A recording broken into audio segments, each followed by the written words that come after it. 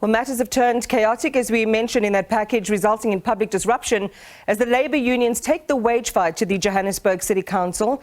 You saw thousands of Samwu workers blockading the M1 highway here in Johannesburg, protesting what they say is the city's failure to settle the salary disputes of municipal workers. Nationally, the Public Servants Association of South Africa is also on the move, giving the president a 7-day deadline to step in and resolve the impasse over salaries. These are two major labour developments this week, and we've brought representatives of both to share more about the impact and what's next. So for the latest, I'm joined by Karabo Ramahuma, who is the Samwu Gauteng Provincial Treasurer, and Olivia Mashigo, who is the PSA Provincial Manager.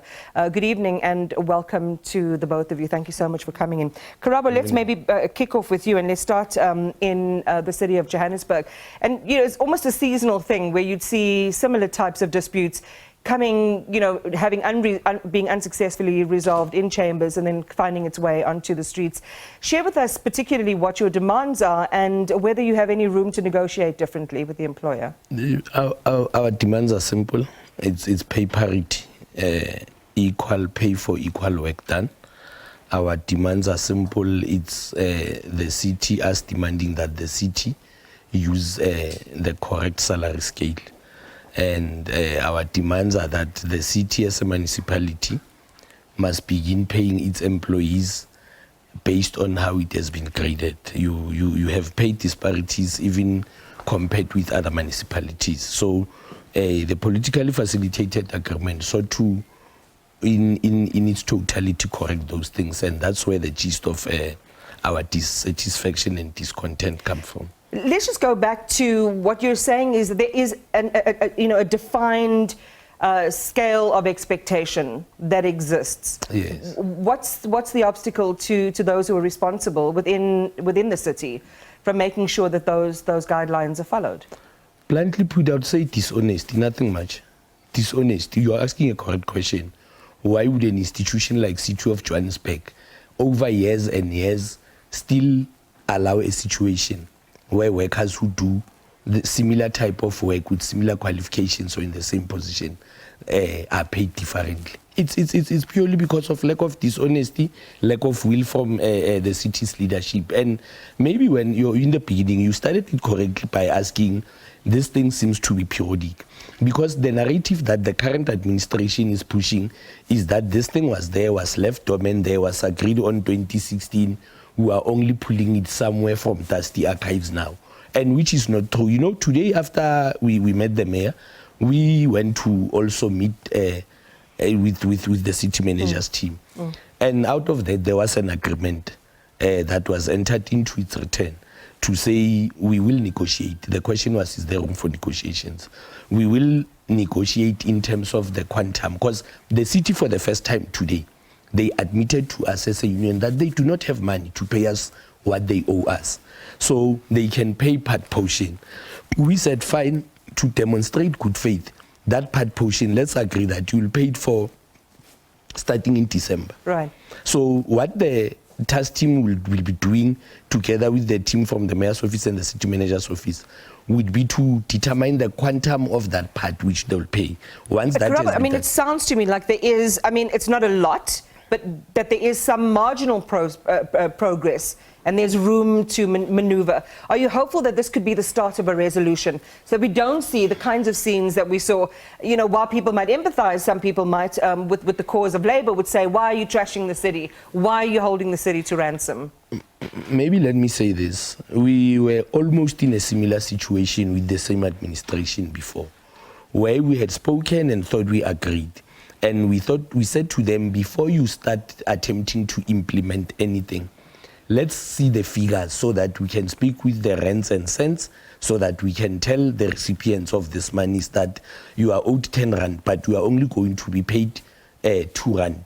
The remainder of the 8 rand will be paid, will be rolled over for the next, maybe in the next 6 months. Right. They just decided to, where they think there are people that they want to benefit, they would, without any format, without in one department, they have given 2 people Others in the same department are not given. There's just generally been lack of consistency with them. All right, we'll circle back to the what next and how we negotiate, how you negotiate your way out of this. Concurrently, Olivia, you have protest action by PSA members across the country. You've given the President's office a deadline of 7 days to step in and resolve the deadlock. What is the plan of engagement?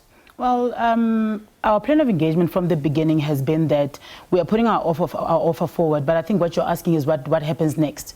So if it is that after the 7 days there's nothing that happens from government, we are at a stage where we are saying to ourselves that we need to push harder.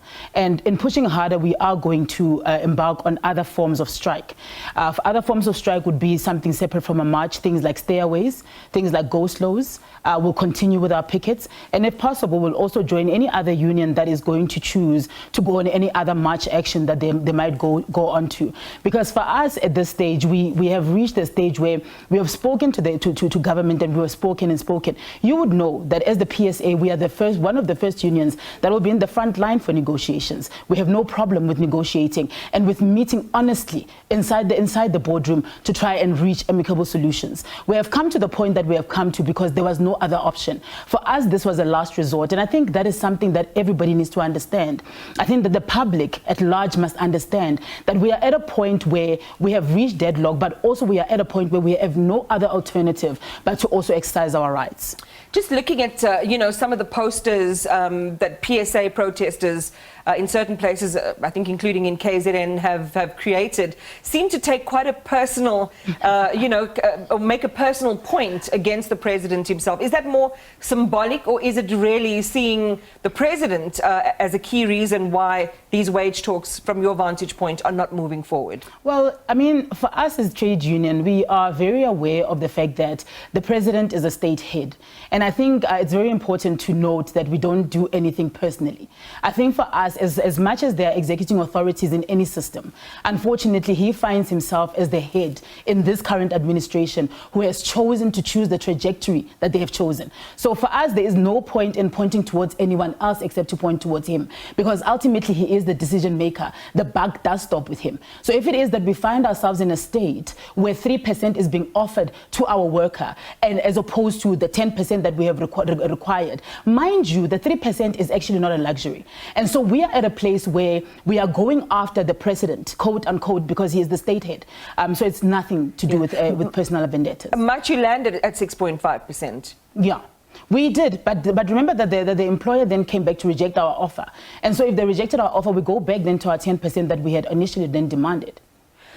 So, I mean, it sounds, it sounds precipitous. It sounds like you're at a point where the conventional methods of resolving the dispute are out of the window. We're in kind of an extraordinary territory right now.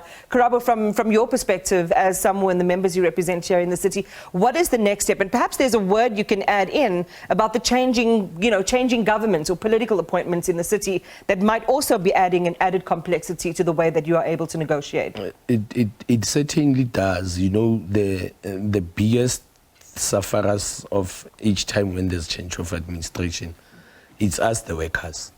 You'd know that when this current administration came in, 132 of our members were fired unjustly. I'm just saying that's just a sign of how things can change for the worst or for the best with change of administration. But those who feel it the most, it's us, the workers.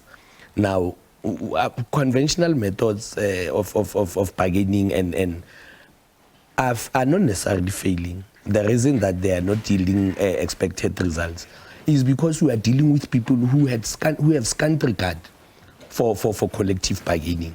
You see, in the city of Johannesburg, for instance, if we had people who respect the main collective agreement, if we had people who respect what is agreed upon at the local labor forum, which is the only body that organizes labor in its entirety together with the other union, the administration together with the political principals meet. It's the only forum.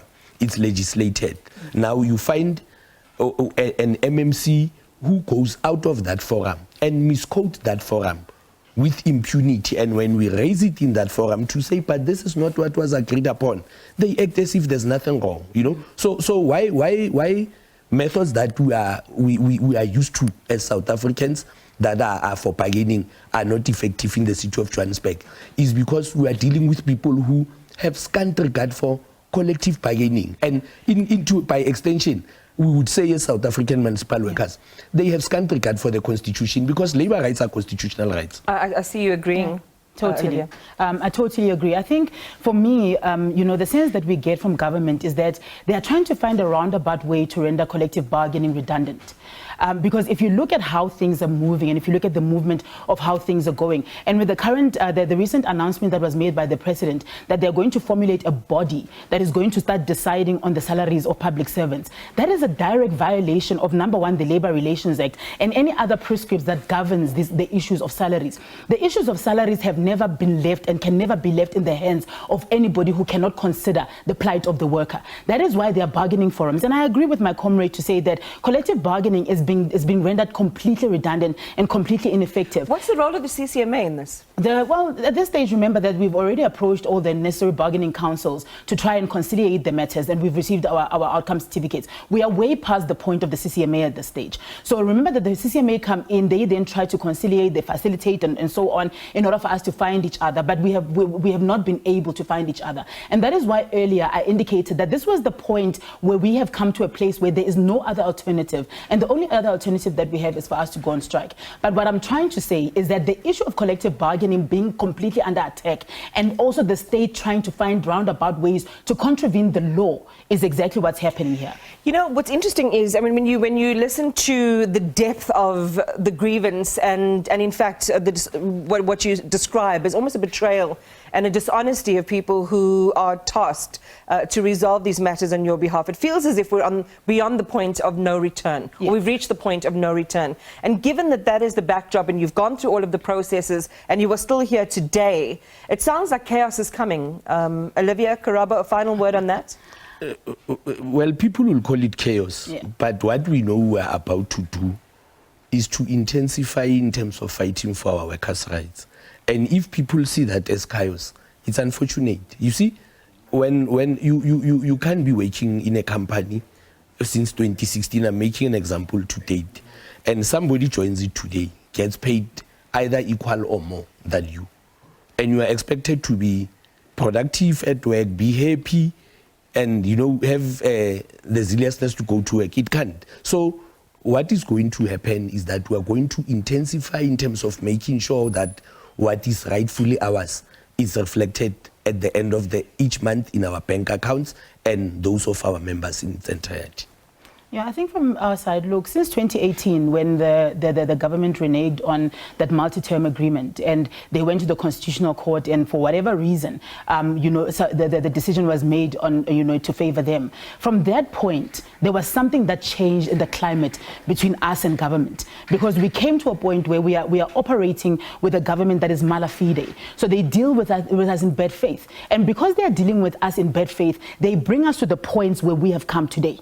So what happens hereafter, for us as the PSA, we pride ourselves that whatever is going to happen, it is going to happen within the ambit of the law. But how it's going to translate and how angry our members are becoming, that we have no control over. But the modes of strike that I have earlier referred to, the stairways, the go slows, the pickets, those are all regulated and those are all legal. So we are going to bring the full might, but work is going to stop.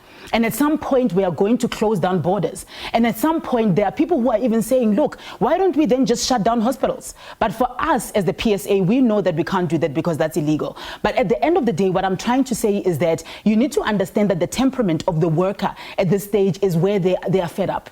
They've done what they can. They've stood behind the unions. They've allowed the chief negotiator to negotiate. And we are now at the point where we are going to push harder than we've ever pushed before. How that is going to translate is that you're going to have a stoppage in services. Yes. You're going to have borders closing. Yes. You're going to have a disruption in services, of course, and all of those things. One of the things that bother us as the PSA, and I think I must just say this, one of the things that bother us as the PSA is that we are constantly told that our members who are government employees must operate according to the Batupeli principle. Now, you must tell me, what is Batupeli when you are giving someone 3% when the inflation rate is over 6%? How are they supposed to then, navigate their way around those issues? Karabo Ramahuma, thank you for talking to us, as well as Olivia Mashigo. Serious times ahead as these strike matters gain volume and momentum. We'll wait to see if a resolution is indeed on the horizon.